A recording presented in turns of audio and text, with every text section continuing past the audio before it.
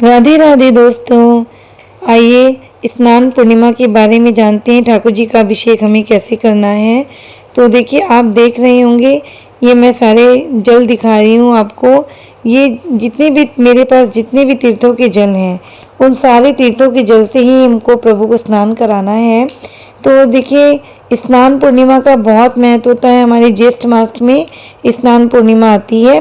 देखिए, मैं तो एक शीशी में सारे जल को थोड़ा थोड़ा डाल के एक जगह इकट्ठा कर ले रही हूँ, और इसी जल को मैं अपने उस पात्र में डाल दूँगी जिससे हमको भगवान को स्नान कराना है। मतलब एक हमने मटका लिया है, इस मटके में ही हमने पहले उस जल को डाल दिया, फिर उसमें सादे जल को मैं इस तरह से भर रही हूँ। अब इसमें इलायची का बहुत महीन पाउडर पीस के मैंने डाल दिया। अब इसमें हम डालेंगे अपने ये केसर के कुछ धागे हमें डाल देने हैं। अब हमने कपूर इसमें डाल दिया है। इसके बाद हमने घुला हुआ चंदन इसमें डाल दिया। पहले मैंने चंदन को घिसा था और उसमें कुछ मैंने केसर का चंदन मिलाया था। अब गुलाब के पेटल्स कुछ हम डाल देंगे। अब इसमें जो है मैंने मोगरा के भी फूल डाल दिए हैं। अब मोगरा के फूल डालने के बाद अब इसमें जो है हमको एक पतले कपड़े से, वाइट कलर के कपड़े से गीला करके उसको उस पर लपेट देना है अच्छे से। मतलब बिल्कुल ठंडा रहना चाहिए पानी हमारा, एकदम घड़े में। इस तरह से हम इसको अच्छे से कवर कर देंगे ऊपर से, और इसको थोड़ा सुंदर सा सजा देंगे, क्योंकि ठाकुर जी रास बिहार रात को करने आएंगे। इसी जल के आसपास ही नृत्य करेंगे, ऐसा इंद्रेश जी का कहना है। और उन्होंने स्नान पूर्णिमा का बहुत महत्व बतलाया है, क्योंकि राजा जो इंद्रदुम्न राजा की तपस्या की पूर्णता पर उनकी इच्छा से ठाकुर जी ने इसी दिन जो है प्रकट हुए थे। तो इसीलिए आज के दिन हमारे जगन्नाथ जी भगवान का प्राकट उत्सव मनाया जाता है स्नान पूर्णिमा के दिन। तो ज्येष्ठ मास की जो पूर्णिमा आती है तो उस दिन इसको मनाया जाता है। अभी तो जो हमारी पूर्णिमा आई वो हमारी अधिक मास की पूर्णिमा थी। अब जो हमारी आने वाली पूर्णिमा है ज्येष्ठ मास की, उसको हम उस दिन स्नान पूर्णिमा कहते हैं। उस दिन ये उत्सव हमारा मनाया जाएगा। तो देखिए, इस प्रकार से मैं राधा नाम लिखते हुए इस तरह से फूलों की पत्तियों से किसी भी तरह से जैसे आपको सजाना हो, इस कलश को हम सुंदर से इस प्रकार से सजा के रात भर के लिए रख देते हैं। एकदम इसको आप ठंडी हवा के नीचे भी रख सकते हैं, एसी में भी रख सकते हैं, कूलर की हवा में भी रात को इस तरह से रख के छोड़ सकते हैं। देखिए, मैं आपको पहले से वीडियो बनाने के लिए अपलोड कर रही हूँ, इसलिए मैं आपको पहले ही ये सब चीज़ें आपको बता रही हूँ। अब देखिए, इसके बाद हमें क्या करना है, हमें चंदन की माला बनानी है। तो चंदन की माला बनाने के लिए मैंने चंदन बहुत सारा घिस लिया था। उसमें थोड़ा सा मैंने केसर वाला जो अपना अष्टगंध होता है वो मैंने मिलाया, और थोड़ा सा मैंने इसके अंदर मुल्तानी मिट्टी मिलाई थी, और उसको जो है फिर मैंने सूखने के लिए छोड़ दिया। जब थोड़ा सा वो ठीक हो जाता है कि उसकी गोली बनने लगती है, तब मैंने जो है छोटी छोटी गोलियां बनाकर इस प्रकार से सुई में धागा पिराकर एक मैं चंदन की डाल रही हूँ गोली, और एक मैंने मोती का दाना डाला है। इस तरह से करते हुए मैं भगवान की माला तैयार कर रही हूँ, क्योंकि इंद्रेश जी ने यही बताया है कि भगवान का श्रृंगार हमें जो हमें चंदन की माला से करना है, क्योंकि इसमें भगवान जी को बिल्कुल ठंडा हमको रखना है, कोई ज़्यादा श्रृंगार नहीं करना है। भगवान जी को जिस भी प्रकार से ठंडक का एहसास हो, ऐसा ही कार्य हमें करना है। तो ये माला मैं जो बना रही हूँ उसमें देखिए, मैंने माला बना चुकी थी मैं। अब ये सर पे भी हमें चंदन का ही टियारा बनाना है, हाथों के लिए भी चंदन के ही कड़ुल्ले बनाने हैं। पूर्ण रूप से ठाकुर जी को चंदन का ही श्रृंगार करना है, ताकि उन्हें ठंडक का एहसास हो। ये मैं कान के बना रही हूँ ठाकुर जी के। इस तरह से हम एक एक मोती ऐसे डाल के, लेकिन इसमें बहुत सावधानी रखनी है क्योंकि बहुत ही नाजुक है, तो उसको बहुत आराम से। देखिए, अब हम अपने ठाकुर जी को स्नान करा रहे हैं।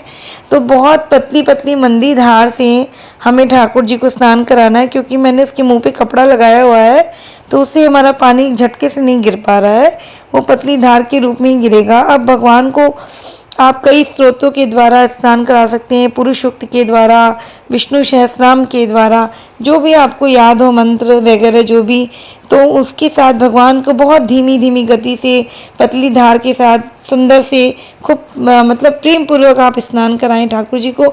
देखिए, हमारे ठाकुर जी का स्नान कितना सुंदर लग रहा है। ठाकुर जी कितने प्यारे लग रहे हैं। और हमें ठाकुर जी को केवल एक कोपिन में ही, एक सफ़ेद रंग की मैंने कोपिन पहनाई थी और उसी से मैं मतलब उसी को पहना के स्नान कराना है, ज़्यादा वस्त्र हमें नहीं पहनाने हैं। देखिए हमारे दोनों छोटे लाला नहा रहे हैं, कितने प्यारे लग रहे हैं ना। देखिए पहले बड़ा भाई है, फिर उसके आगे छोटा भाई है, दोनों बहुत प्यार से स्नान कर रहे हैं और हम पतली पतली धार से बहुत सारे मंत्रों के द्वारा ठाकुर जी को स्नान करा रहे हैं। तो देखिए मैं पहले से इसका एक वीडियो बना के आपको अपलोड कर रही हूँ। स्नान पूर्णिमा वाले दिन तो मैं फिर से कराऊंगी ही ठाकुर जी को। तो ये इस तरह से मैं आपको बताना चाह रही हूँ कि इस दिन को आप मिस मत कर देना। इस तरह से ठाकुर जी को ज़रूर अभिषेक कराना, इसका बहुत ही महत्व है और ठाकुर जी बहुत प्रसन्न होते हैं। इस तरह से बहुत धीमी धीमी मंदी मंदी गति से मंदे मंदे, देखिए अब अगर हम घड़े के ऊपर अगर इसको हम कवर नहीं करते कपड़े से तो पानी जो है एक झटके में गिर के बहुत जल्दी ख़त्म हो जाता। अब हमने कपड़ा लगाने की वजह से क्या है ना, इसमें पतली पतली धार गिर रही है और इतना सुगंधित, इतना सुगंधित जल है कि पूरा आपका कमरा महकने लग जाएगा। देखिए अब हम ठाकुर जी की ये कोपिन को उतार लेते हैं और इस कोपिन का इतना महत्व है, ये जो केसर युक्त हमारी जो कोपिन हो गई है, इसको जो है आप थोड़ा थोड़ा चीरे के रूप में इसको फाड़ के और अपने प्रसाद के रूप में सब लोग अपने गले में, कंठ में और मतलब चाहे किसी भी अंग में इसको हम धारण कर सकते हैं। देखिए हमारे ठाकुर जी कितने सुंदर लग रहे हैं नहा के। देखिए इस तरह से मैं काट के आपको दिखा रही हूँ, छोटा छोटा पार्ट हमें इसका काट के हर सदस्य प्रसाद स्वरूप ले सकता है। देखिए हमारी जो चंदन की ज्वेलरी है वो मैंने इसे तैयार करके इसको रख दिया था। तो मैंने ठाकुर जी के लिए एक बड़ी माला, एक छोटी माला, एक टियारा, हाथ का कड़ूला, कान का और हमारे छोटे वाले लाला के लिए भी एक माला और टियारा मैंने बनाया है। अब हम आते हैं ठाकुर जी का, अब हम श्रृंगार करते हैं। एक हमने बहुत एक हल्की सी छोटी सी कोपिन पहनाई है ठाकुर जी को, हमको ज़्यादा वस्त्र नहीं पहनाने हैं ठाकुर जी को और हमें चंदन का श्रृंगार करना है। तो चंदन का श्रृंगार में हमें इसमें चंदन की ही माला, चंदन का ही सब कुछ पहनाना है ठाकुर जी को कि ठाकुर जी को पूर्ण रूप से ठंडक का एहसास हो। देखिए अगर आपके पास घर में फाउंटेन है, बिजली वाला जो चलता है फाउंटेन, आप उसको भी लगा सकती हैं ठाकुर जी के आगे, उनको ठंडक का पूर्ण रूप से हमको एहसास देना है। आपके पास अगर खस की कुटिया है तो आप खस की कुटिया में ठाकुर जी को बैठा दो या पीछे खस की टाट लगा दो। देखिए मेरे यहाँ पे खस मिलना ही बंद हो गया है तो इसलिए मैं खस की कुटिया भी नहीं बना पाई हूँ। वैसे तो हमारे ठाकुर जी एसी में ही रहते हैं क्योंकि रात को हम शयन एसी में ही कराते हैं, तो इसीलिए मैंने कोई ऐसा खास कुटिया का इंतज़ाम नहीं किया हुआ है। अगर आप कर सके तो कर लीजिएगा, बहुत अच्छा है। और एक फाउंटेन रख लीजिएगा। देखिए मैं अब आपको पहले से वीडियो अपलोड करने के लिए दिखा रही हूँ, इसलिए मैंने फूल नहीं सजाए हुए। आप चारों तरफ भगवान के ठंडे फूल, मोगरा के, गुलाब के, जो भी आपके पास ठंडे फूल अवेलेबल हो उससे भगवान का और श्रृंगार कर दीजिएगा। और इस तरह से भगवान जी देखिए कितने हमारे प्यारे लग रहे लाला ना, बहुत ही सुंदर लग रहे, नज़र उतार लीजिएगा ठाकुर जी की। और इस तरह से हम तैयार करने के बाद ठाकुर जी को हमको उस दिन ठंडी चीज़ों का भोग लगाना है, ठंडे फल का। और देखिए अभी तो मैंने दूध में ठाकुर जी को आम, पान के पत्ते और गुलकंद का मिक्सचर बना के उनको पवाया है, लेकिन आप इसमें आम का पानी है या कुछ भी ठंडी चीज़ें जो अवेलेबल हो, आपके पास ठंडे फ्रूट हैं, वो सब आप ठाकुर जी को पधराइएगा। ज़्यादा दूध दही या इस टाइप का भोजन उस दिन ठाकुर जी को मत पधराइएगा। मेरा वीडियो अच्छा लगा तो प्लीज़ राधे राधे कमेंट